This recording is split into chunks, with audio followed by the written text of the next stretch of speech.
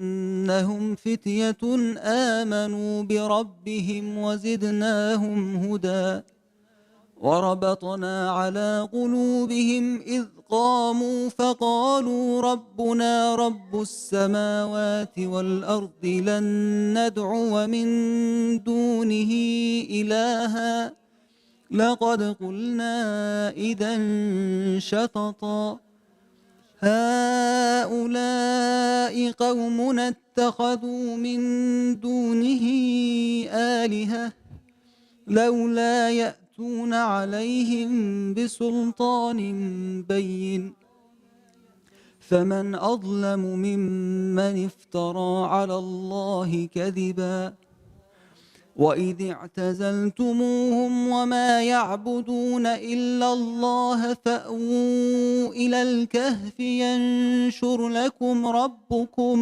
من رحمته ويهيئ لكم من أمركم مرفقا وترى الشمس إذا طلعت تزاور عن كهفهم ذات اليمين وإذا غربت تقرضهم ذات الشمال وهم في فجوة منه ذلك من آيات الله من يهد الله فهو المهتد ومن يضلل فلن تجد له وليا مرشدا وتحسبهم أيقاظا وهم رقود ونقلبهم ذات اليمين وذات الشمال وكلبهم باسط ذراعيه بالوصيد لو اطلعت عليهم لوليت منهم فرارا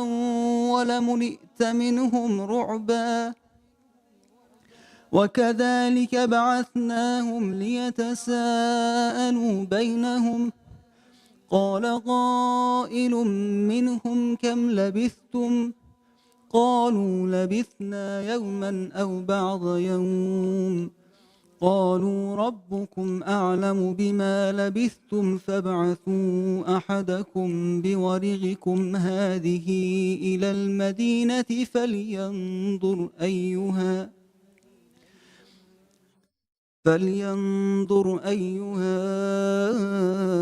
أزكى طعاما فليأتكم برزق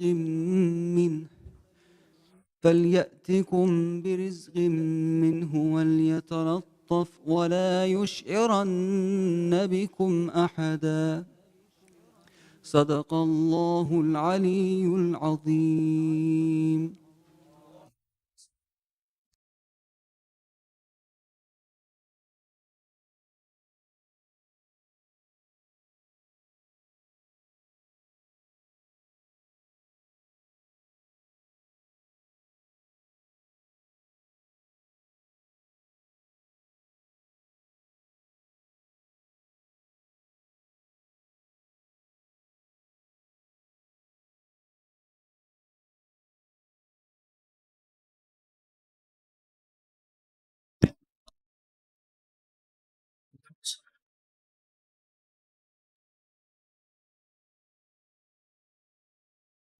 हाय Karbala वालों,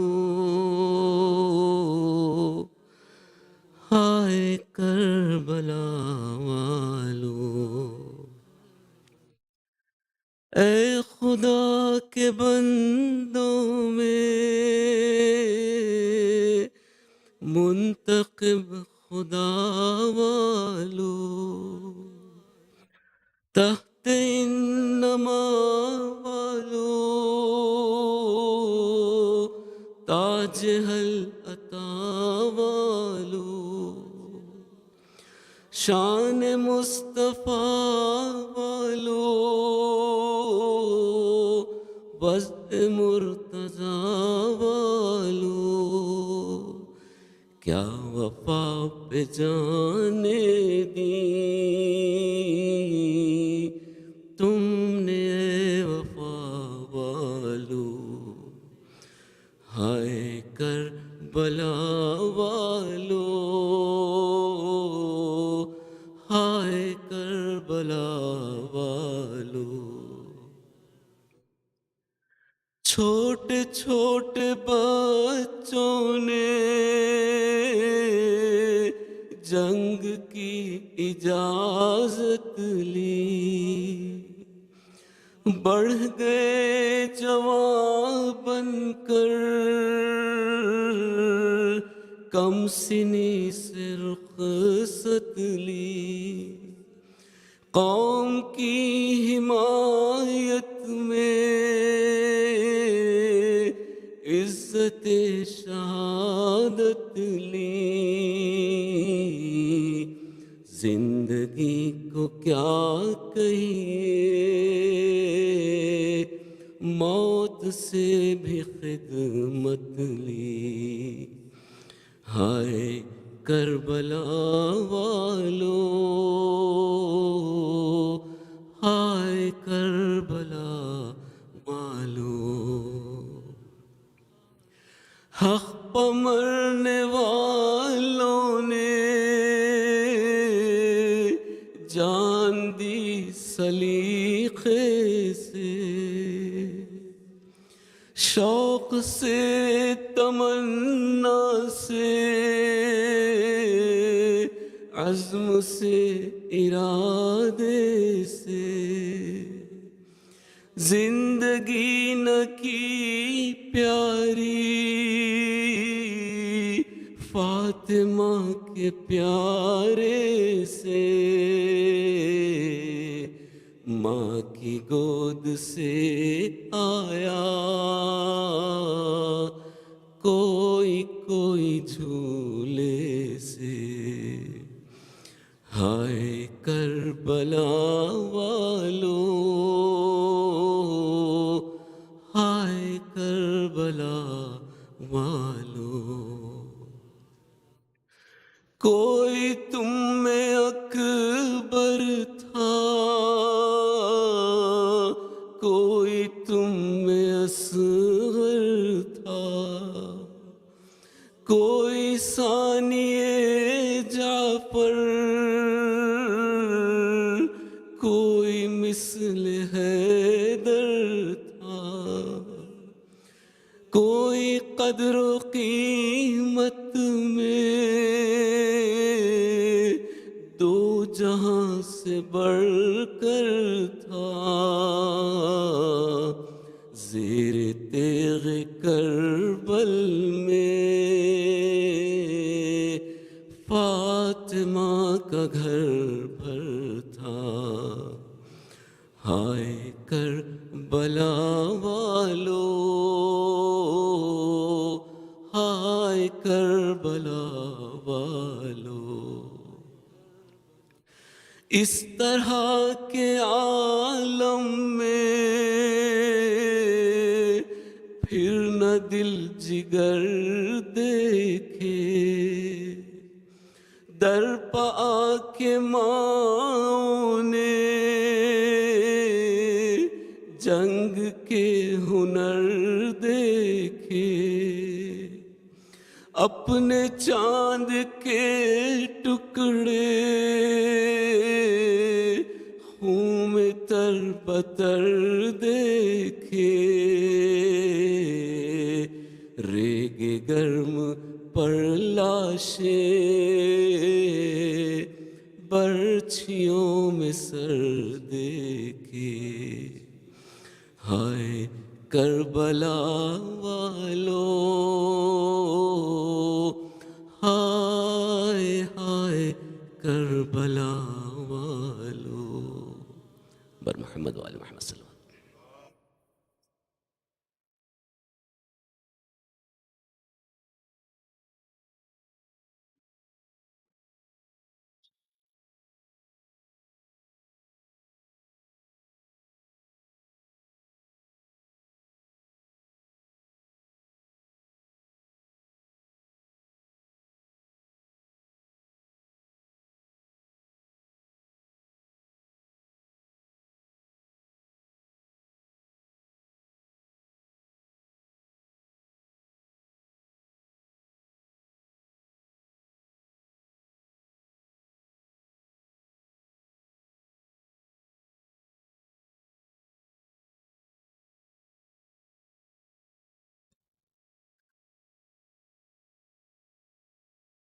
أعوذ بالله من الشيطان الرجيم بسم الله الرحمن الرحيم الحمد لله رب العالمين لا حول ولا قوة إلا بالله العلي العظيم والصلاة والسلام على أشرف الأنبياء والمرسلين وخاتم النبيين والسيد المرسلين أبي القاسم محمد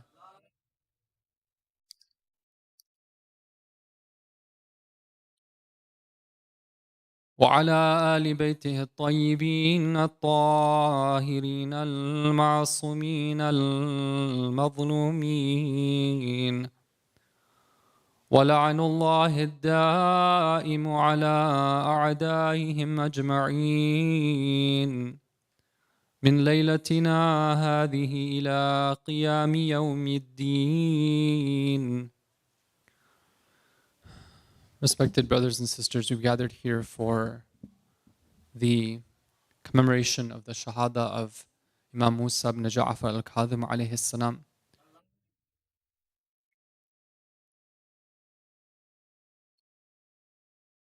We want to express our condolences to the living Imam, Imam al-Hujjah, on the martyrdom anniversary of his great-grandfather, and to all the believers on this occasion. May Allah Ta'ala reward you for your presence and your grieving for the Ahlul Bayt and your honoring them by participating in this gathering, in this function. Imam al-Kadhim alayhi salam, like the other members of the Ahlul Bayt, was known for so many outstanding virtues.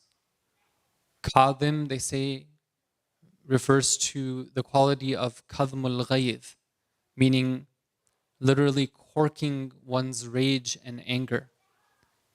And the Imam alayhi salam, just like the other members of the Ahlul Bayt, had perfect control over his emotions, and everything that he would do would be seeking the pleasure of Allah.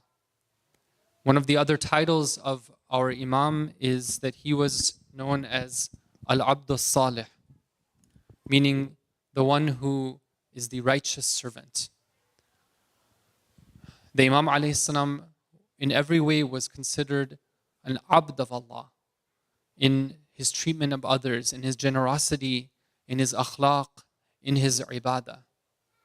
And one of the other titles of the Imam alayhi salam that he has become famously known as is Babu al-Hawa'ij, or Babu Qada al-Hawa'ij, meaning the door at which people seek their hajat, their needs, their requests.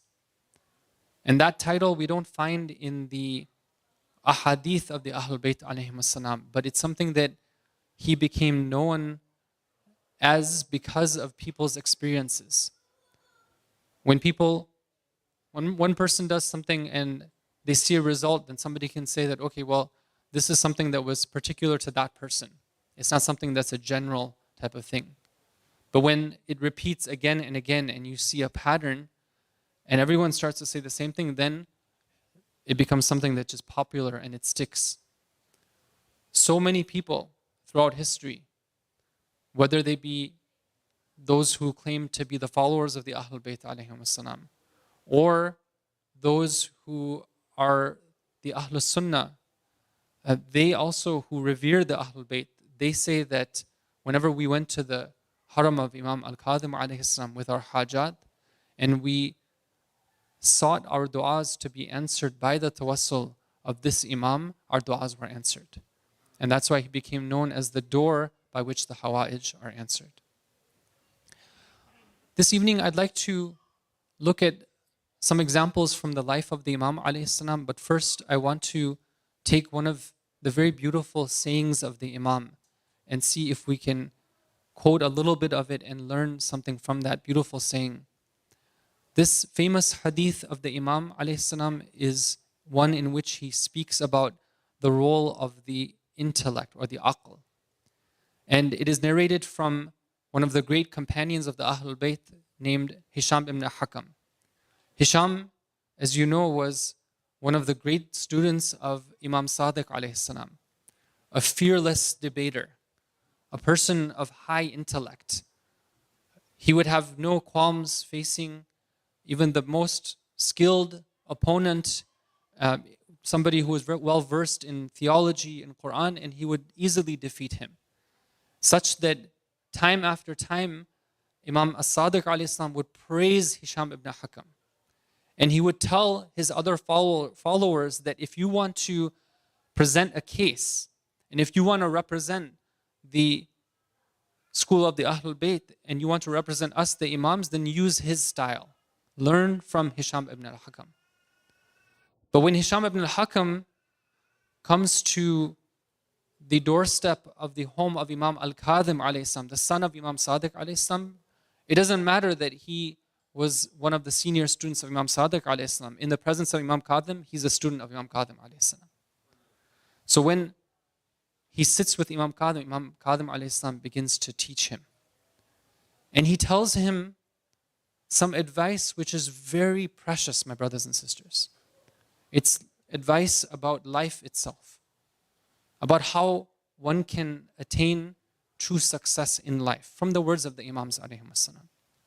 It's sad how sometimes we go to this expert so-called and that expert so-called, and we say, well, what tips do they have about, I don't know, how to maximize our ROI and how to prepare for this and that. And sometimes we keep in the dust the beautiful words of the Ahlul Bayt alayhim as-salam.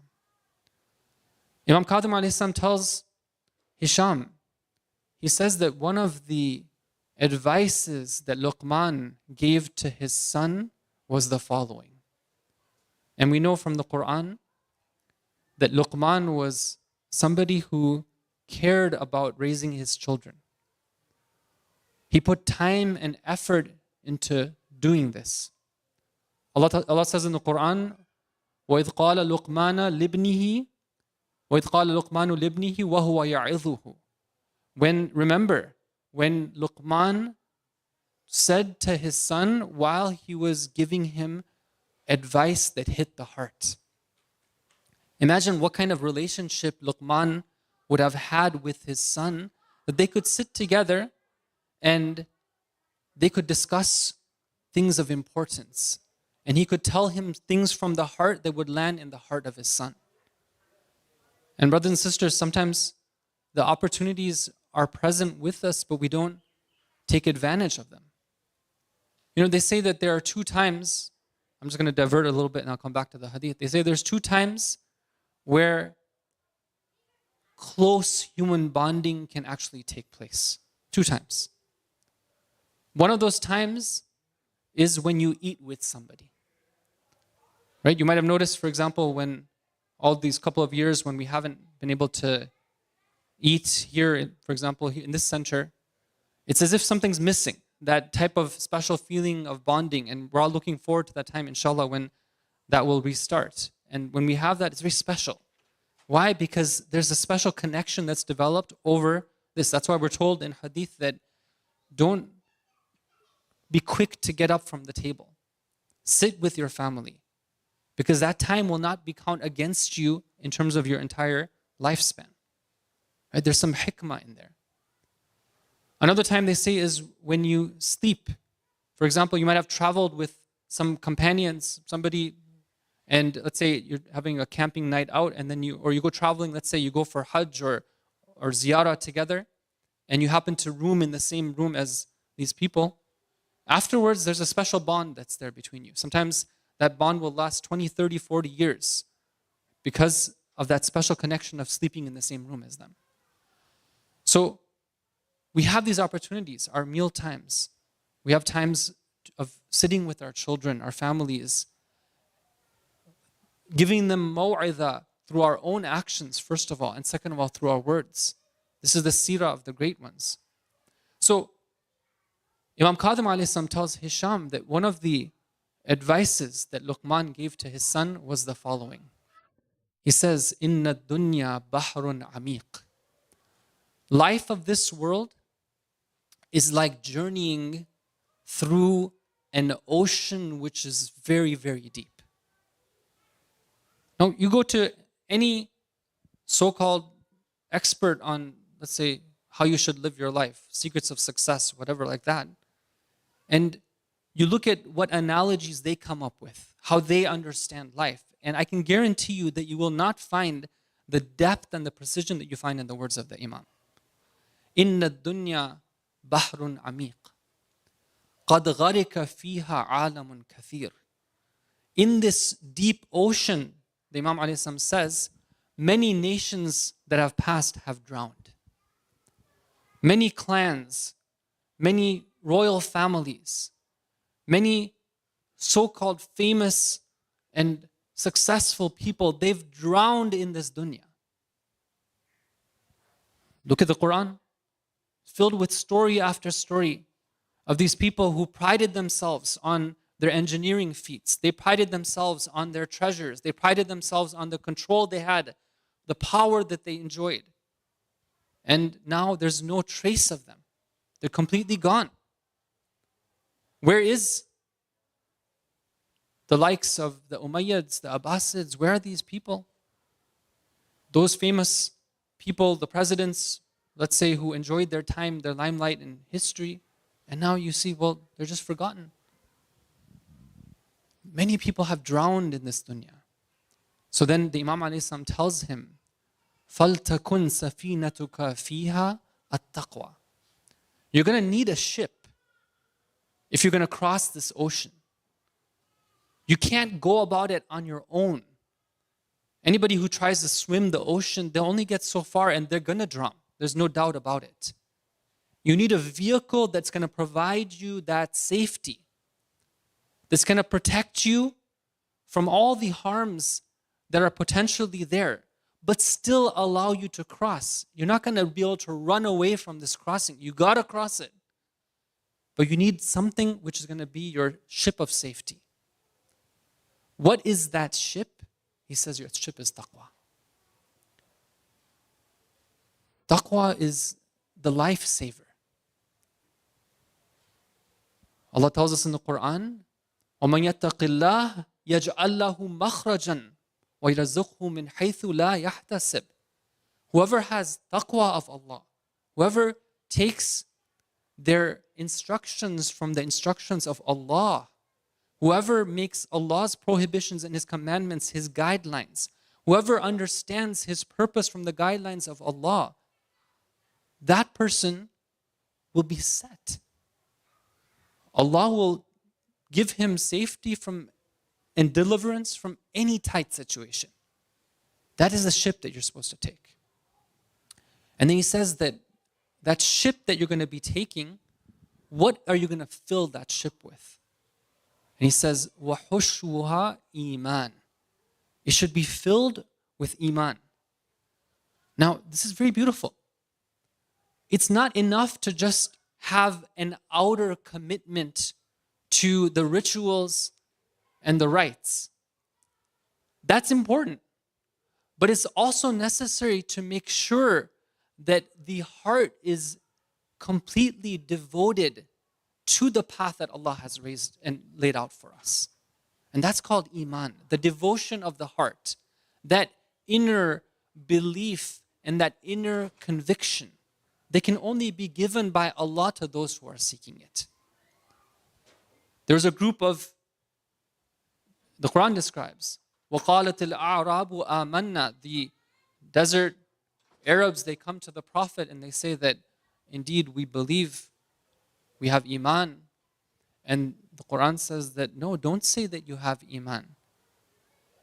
But rather say that, aslamna, we've become Muslim.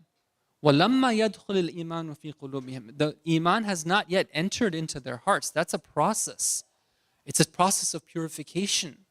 It's a process of removing all those things in our heart in which we want to defy the command of God. In which we say that, no, I am the one who makes the call on this. No, iman requires submission. And then that coupled with taqwa, the outer conformance to God's plan, to God's guidelines, that's what gives somebody a boat which sails. But that's not enough. Because as you know, when you have a ship which sets sail in the deep ocean, there will be high winds. And even if the ship is intending to go in a certain direction, those winds will cause the ship to go this way and that way, and it will prevent it from going to its destination. So what can be somebody's sails that will prevent them from going this way when the winds are choppy? When the pressure is on, what is it that's going to save them? He says, وَشِعَارُهَا التَّوَكُّلُ. If you need a sail, your sail is going to be reliance on Allah. وَعَلَى اللَّهِ فَلْيَتَوَكَّلِ الْمُؤْمِنُونَ. Upon Allah, the believers rely. Because we know that life is filled with ups and downs. One day, it's a time of cheering. The other day is a time of mourning. One day is a time of worldly success, and the next day is a time of worldly loss. But how is it that somebody can navigate this and not feel that, I'm not getting anywhere? They might feel that, okay, well, I see all these other people who are marching ahead with becoming billionaires and whatnot, and here I am, and or let's say that I'm looking at other people and I'm seeing that it doesn't seem like they have the bala that I have. Right? What is that thing that will allow somebody to still steer the course and remain firm in the course of all those winds? It's tawakkul on Allah. And this is what the Quran teaches us in so many times. When the people came to the Muslims and they said that إِنَّ النَّاسَ قَدْ جَمَعُوا لَكُمْ, the people have gathered and they want to get you, right? They're going to come after you, they're going to destroy you. What did they say? فَزَادَهُمْ إِيمَانًا, their inner shone at that moment. وَقَالُوا حَسْبُنَ اللَّهُ وَنِعْمَ الْوَكِيلُ. They said that Allah is sufficient for us and He is the best of those we rely upon. So we have the boat, we have the sails, we have what it's filled with. But is that enough? No, we need a captain. And Imam alayhi salam says the captain of that ship has to be the aql. It has to be based on rational thinking, on the intellect. Is that enough? No, because a ship needs a rudder, which is the thing which, if you want to steer a ship, you have a wheel in the front, and the wheel controls the rudder in the back. Now, what is it that's going to make sure that the ship stays its course? The Imam alayhi salam says, وَسُكَّانُهَا الصَّبْرِ. It's having self-restraint, having patience. Because when you have this desire, you have this aql, which is telling you that you have to achieve high and make sure you make the akhirah your goal. Well, there's going to be distractions. There's going to be the shahwa, there's going to be the ghadab, there's going to be these passions, their anger, which is going to try to get them to veer off course. There's going to be the difficulties that come up in terms of maintaining one's faith and keeping that practice, even though others are not, of being the minority in the majority. What's going to keep them? It's going to be their sabr, their patience, their self-restraint. So this is just a brief look at this beautiful hadith. There have been books that have been written that explain and go into details about it, but I thought we could just take some barakah from looking at it. But what I'd like to do now is to see a little bit from the life of Imam Kadhim alayhi salam and see how he was somebody who not just would teach people these teachings, but he himself would be acting upon them. Because what did he tell Hisham? He says that this dunya is one, قَدْ غَرِقَ فِيهَا عَالَمٌ كَثِيرٌ. Many have drowned in it. Now here we have Imam Kadhim alayhi salam. He's living at the time which is known as the golden era of the Abbasid Empire. He has to live through the reign of 4 of the Abbasid Khulafa, one after the other. Each one is gaining more power than the other. And maybe some people who didn't have this foresight and this wisdom, they would have looked at the situation of the Imam and the followers of that Imam at the time, the partisans of Imam Ali, they would have said that these people are here for only a short time longer because the power is in the hands of the Abbasids. But here the Imam is telling Hisham that this dunya is one in which people have drowned, as if he's telling him the Abbasids are going to drown there as well. Who are the Abbasids? One of the Khulafa, just to give you an idea, one of the Khulafa that is ruling over the Islamic world at that time, his name is Mahdi. It's a poor choice of a name, unfortunately, but anyway, that's his name that they had chosen. His name is Mahdi al-Abbasi.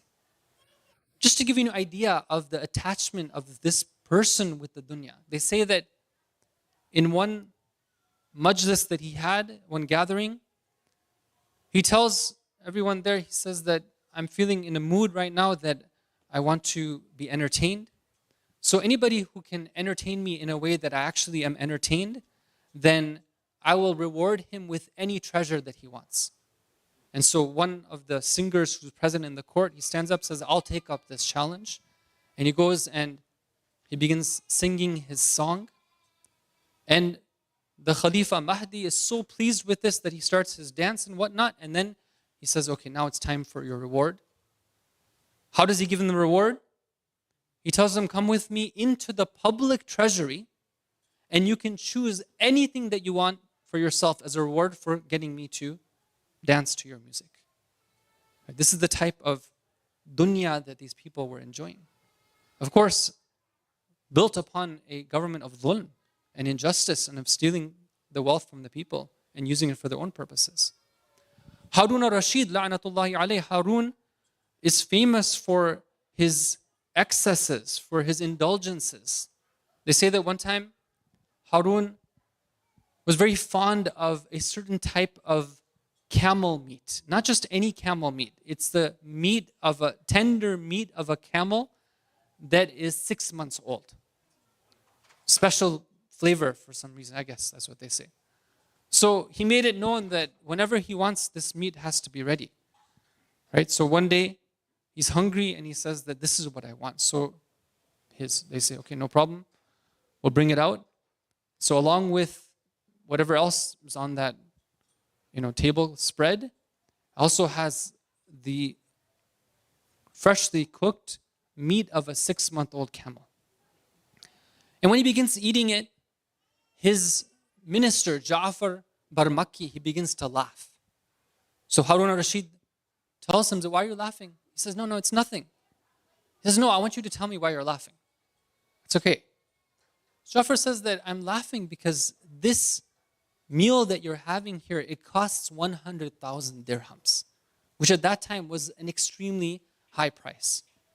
Maybe thousands and thousands of dollars. Why is that the case, right? It's just the flesh of a camel, right? What's the big deal? He says that, well, there was that one day, some time back, maybe a couple of months ago, where you wanted the same dish. And at that time, we didn't have it for you, so we had to tell you no. But from that time onwards, I told the cooks that every day you should find a camel that's 6 months, slaughter it and make sure that that meat is ready in case the Khalifa would want to eat from it. And so every day we've been preparing for this, and the cost, if I add it up, has been 100,000 dirhams. This is the type of dunya that Harun al-Rashid would enjoy. And, ila masha'Allah, you've heard about the tales of Arabian Nights and everything else, right? This is the dunya. And unfortunately, some people glorify this version of Islam. And they say that this was the high sort of civilization where Muslims reached their peak. What kind of peak is this? The Imam ﷺ makes the line clear, قَدْ غَرِقَ. You can drown in this dunya. Your ship is taqwa. The inside is iman. Your sails are tawakkul. How did the Imam ﷺ live his life? The Imam ﷺ, there comes a point where Harun al-Rashid realizes that the Imam's popularity is growing too much. He himself, the Imam ﷺ tells him that you, Harun, are the Imam of the bodies of the people. Outwardly, you're the leader that apparently you're taking that formal position in the government. وَأَنَا إِمَامُ الْقُلُوبِ. I am the Imam of the hearts. That's what's happening here. And Harun was clever enough to realize this. So from that point onwards, some narrations say that more than 10 years, the Imam alayhi salam is sent to prison, and he's imprisoned. And this, brothers and sisters, is the beautiful story of Imam Kadhim alayhi salam. When he goes to prison, even in that situation, we see how somebody who has taqwa and somebody who has iman, what sort of response they have to that. Because in life, we have these challenges. We talked about the winds. We talked about the need for the rudder, the need for the sails. What does the Imam do in this circumstance? What do we do when problems come our way, when difficulties come our way? What does the Imam do? One of the prisons in which he was housed, the prison keeper says that I heard the Imam frequently recite the following dua. He would say, "Oh Allah, you know that I was seeking from you an opportunity to be free so that I can devote myself exclusively to your worship. And by putting me in prison, you have answered my dua.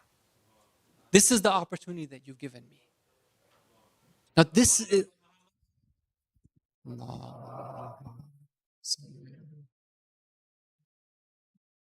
When a negative situation comes our way, there's so many ways of interpreting it. Why me? Why this? But here the Imam alayhi salam this is from Allah. Husnul dhan. Allah is the one who, for His servants, does only what is best.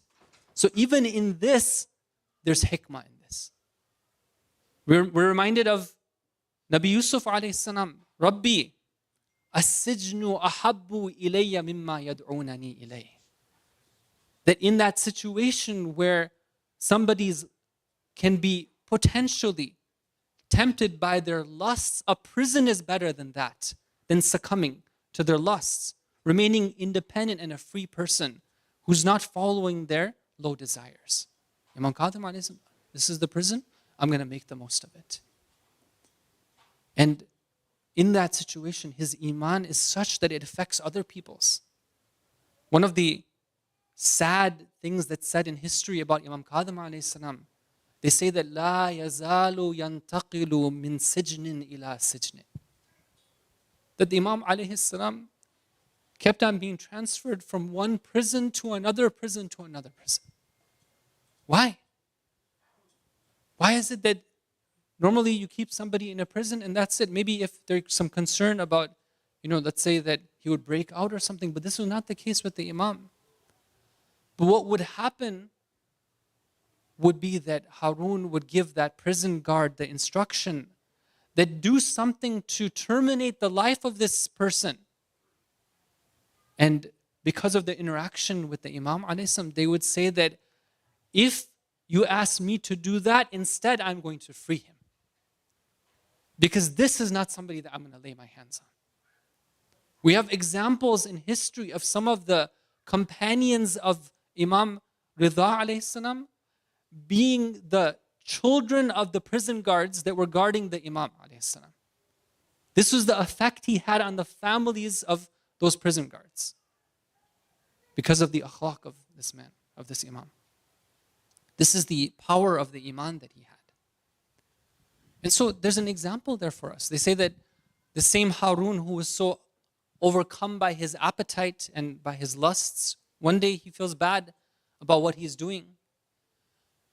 He says that, let me send a message to the Imam. The messenger comes and he says that Harun is feeling a little bit sorry over what he did. If he could, he would send you back to Medina. But it's not possible for this to happen.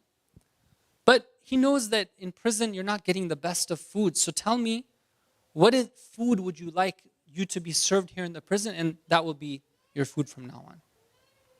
And the Imam alayhi salam doesn't even pay attention. He's so busy with his prayer, he ignores that person there until finally he gives him a little bit of attention. And then he says that we are from the Ahlul Bayt.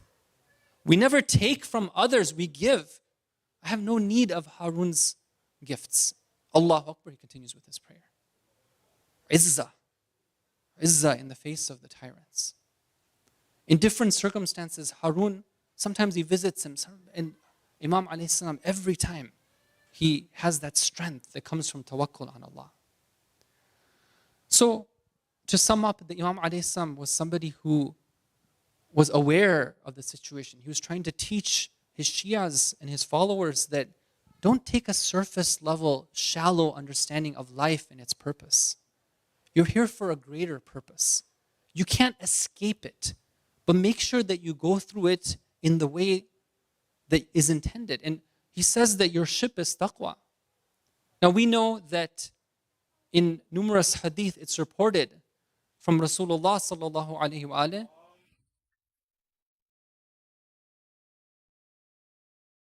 He says, "Mathalu ahli bayti kasafinatin Nuh." The likeness of my Ahlul Bayt is like the ship of Nuh. Whoever boards that ship will be saved. Whoever leaves it will be drowned. And the scholars, some of the great scholars of hadith, they say that these two hadith go together. That if somebody wants to follow the path of taqwa, then they can do so by clinging to the path of the Ahlul Bayt alayhim as-salam. And if somebody wants to be a follower of the Ahlul Bayt, they can do so by taking the path of taqwa. May Allah Ta'ala help us to be among the people of taqwa and among those who always cling to the Ahlul Bayt alayhim as-salam. Say salawat, please.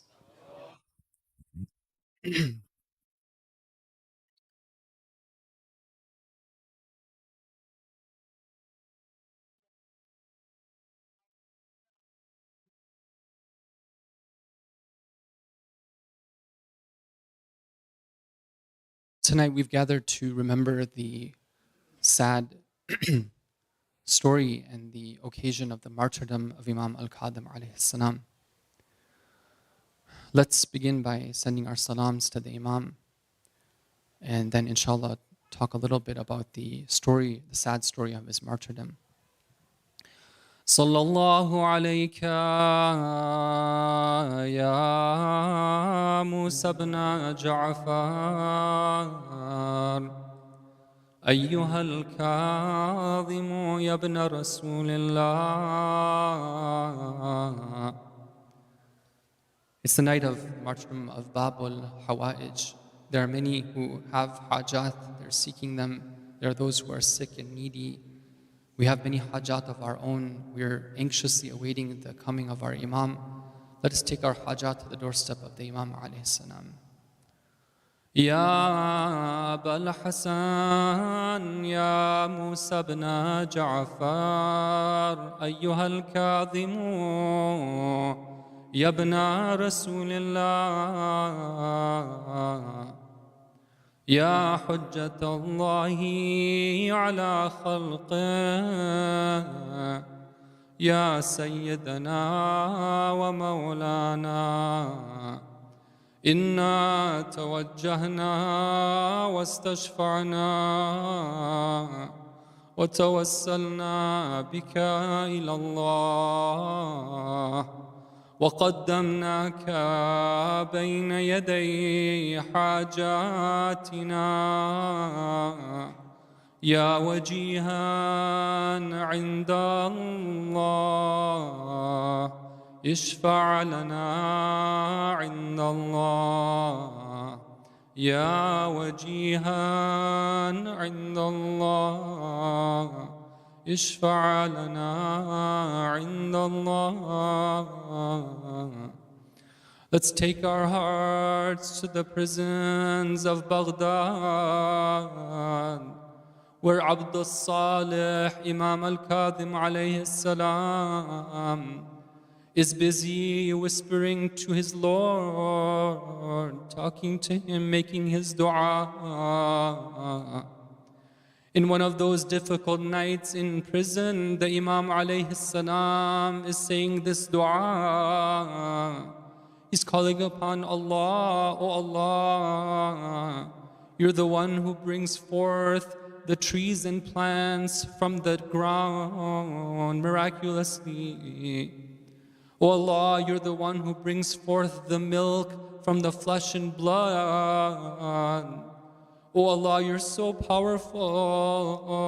You have power over everything.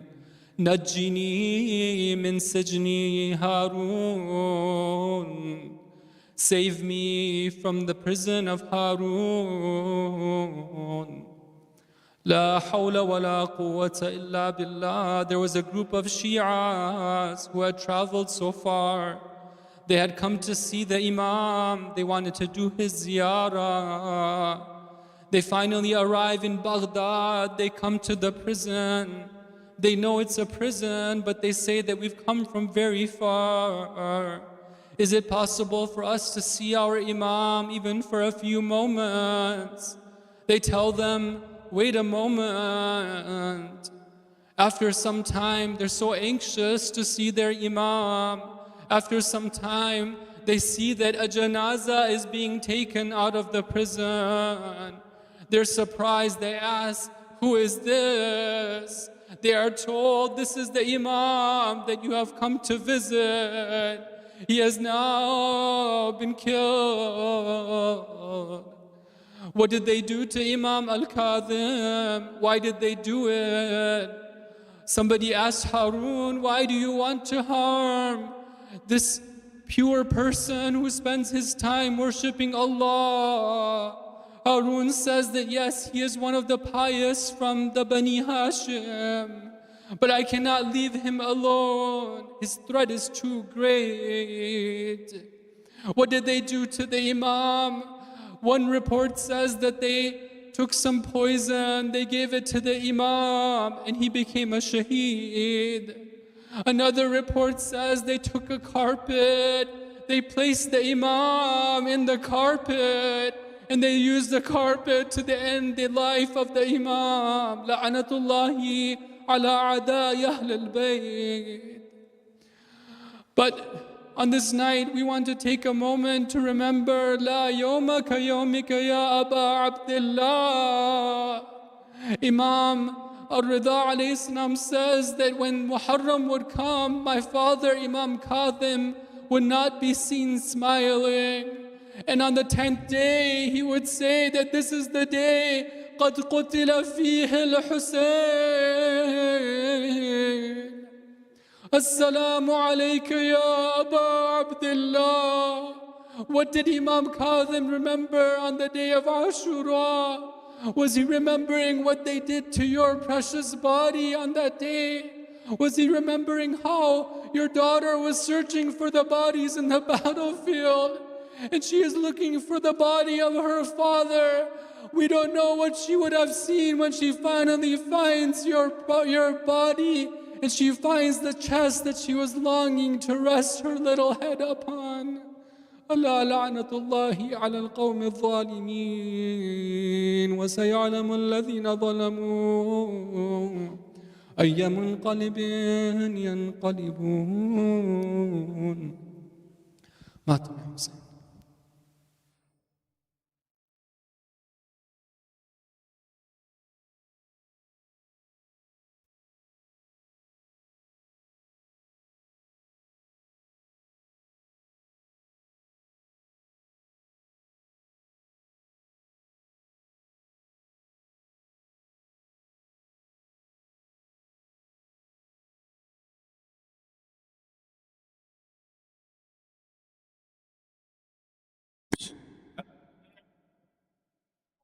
गम में डूबा हुआ करबल का मुसाफिर देखा, गम में डूबा हुआ करबल का मुसाफिर देखा, गम में डूबा हुआ करबल का मुसाफिर देखा,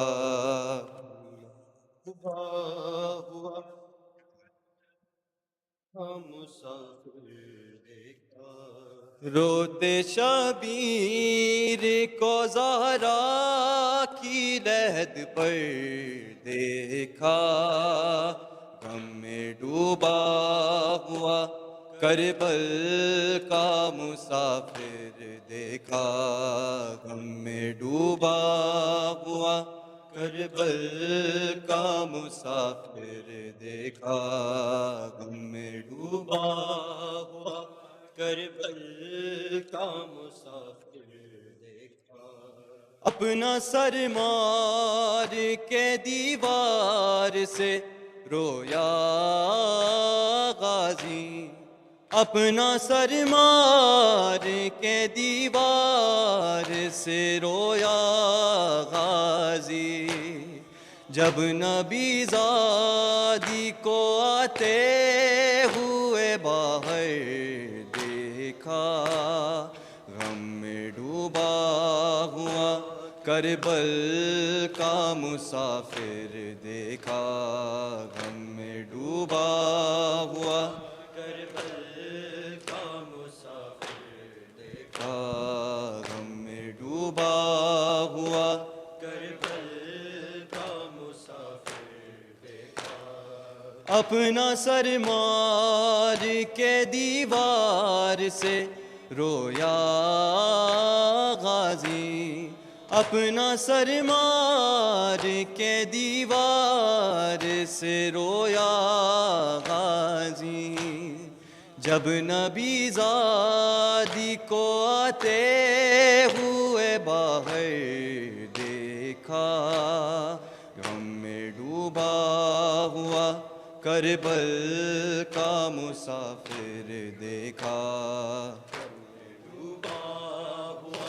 کربل کا مسافر دیکھا، غم میں ڈوبا ہوا کربل کا مسافر دیکھا، نور آنکھوں کا گیا قاتلوں سے پوچھے حسین، نور آنکھوں کا گیا قاتلوں سے پوچھے حسین، کوئی بتلائے کسی نے میرا اکبر دیکھا، غم میں ڈوبا ہوا کربل کا مسافر دیکھا، غم میں ڈوبا ہوا کربل کا مسافر دیکھا، غم میں ڈوبا ہوا کربل کا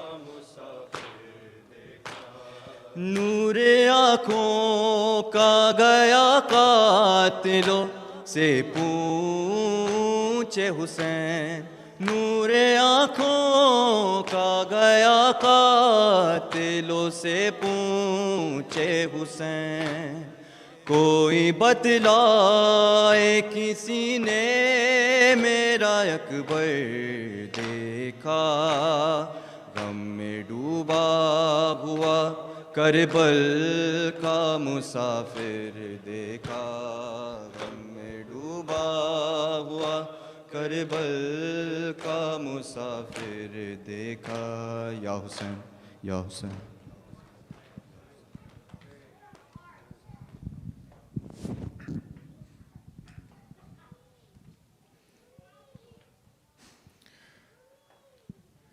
دیده گریان موسی ابن جعفر، دیده گریان موسی ابن جعفر، حق و ثنا خوان موسی ابن جعفر، حق و ثنا خوان موسی ابن جعفر، سر در خانه دل نوشته، سر در خانه دل نوشته، جان به قربان موسی بن جعفر، جان به قربان موسی بن جعفر، ما سائلانت هستیم دل بر ولایت بستیم، بر خاک تو بنشستیم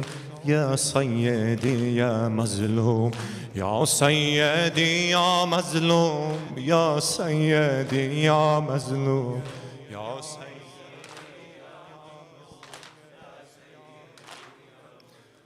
یا سیدی یا مظلوم، یا سیدی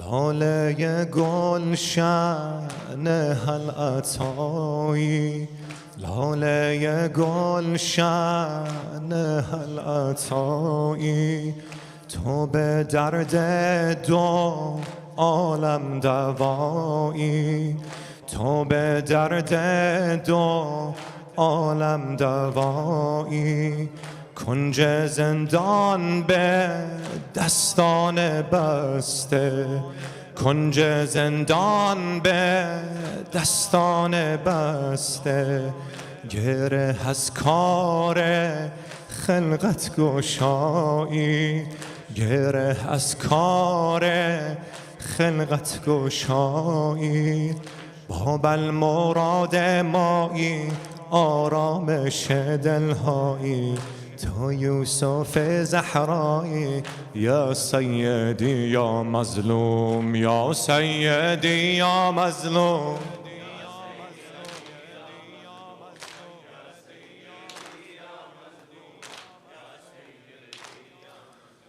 یا سیدی یا مظلوم، یا سیدی.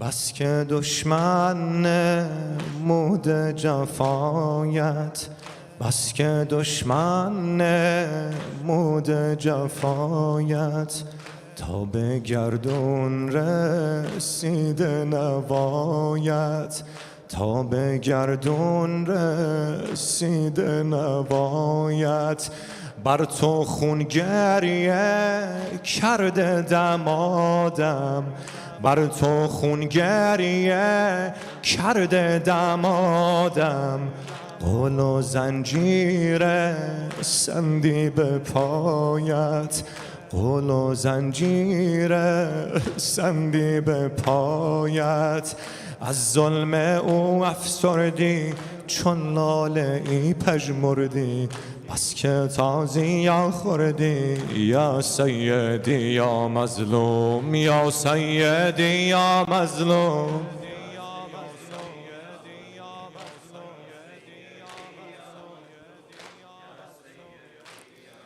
دوم یا سیدی یا مظلوم، یا سیدی یا مظلوم.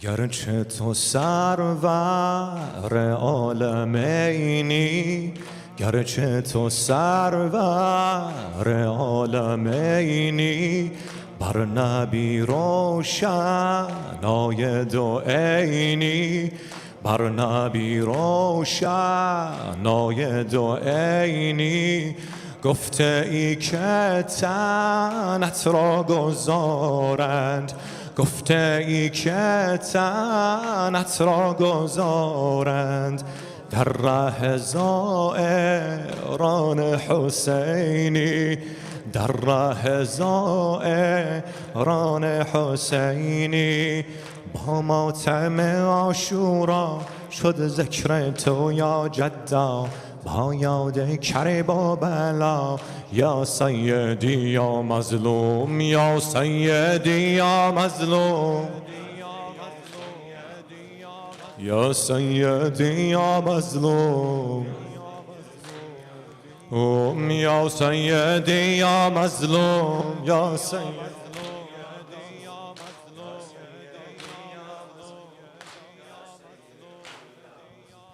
اللهم صل على محمد وأهل بيته، وصل على موسى بن جعفر المضحدة بالظلم والمغبور بالجار والمعذب في غار السجون وظلم المطامير بالساق المرذوز بحلق الغيود والجنازة المنادي عليها بظل الاستخفاف ورحمة الله وبركاته.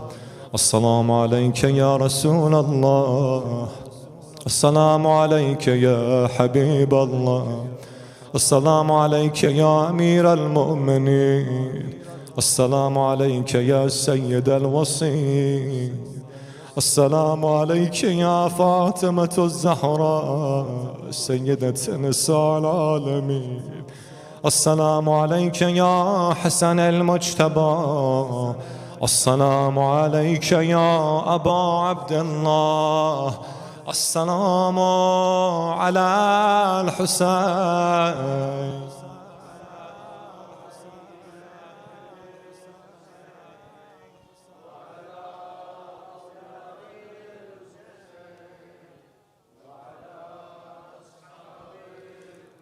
السلام عليك يا سيدي ومولاي يا أبا الفضل العباس ورحمة الله وبركاته، السلام عليك يا علي بن الحسين زين العابدين، السلام عليك يا محمد بن علي باقر علم النبيين، السلام عليك يا جعفر بن محمد صادق، السلام عليك يا موسى بن جعفر الكاظم، السلام عليك يا غريب الغرباء، السلام عليك يا علي بن موسى الرضا، السلام عليك يا محمد بن علي أيها الجواد التقي، السلام عليك يا علي بن محمد أيها الهادي النقي، السلام عليك يا حسن بن علي أيها الزكي العسكري، السلام عليك يا صاحب الزمان، السلام عليك يا خليفة الرحمن، السلام عليك يا إمام الإنس والجان، السلام عليك يا بقية الله في أرضه، وعجل الله تعالى فرجك وسهل الله مخرجك وظهورك، وجعلنا من خير أعوانك وأنصارك والمستشهدين بين يديك. السلام عليكم جميعا ورحمة الله وبركاته، وإلى الأرواح المؤمنين والمؤمنات والمسلمين والمسلمات، رحم الله من يقرأ الفاتحة مع الصلوات.